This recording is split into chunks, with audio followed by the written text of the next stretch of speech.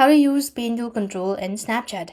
Hi everybody, welcome back to our channel. In this guide video, I'll be showing you the procedure on how to use parental control in Snapchat. To use parental control in Snapchat, you need to follow the steps.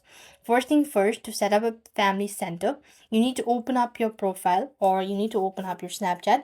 Click on the profile icon from the top right left corner of your screen.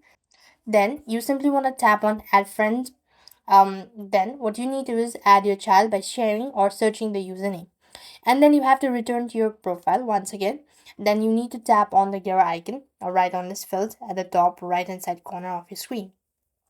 And what here you need to do is actually on this page you want to go to privacy control section, or you just need to go to privacy control, and underneath you have these family center, right? Click that out. And when you do this, you have to make sure to go ahead and read all this. Click on the continue button, select the particular person. So I'm going to type in their name, and this is the one. Click on send invitation. Now the other person has to accept the invitation, and you'll be able to use parental control and Snapchat. So that is the way you could actually use parental control in Snapchat.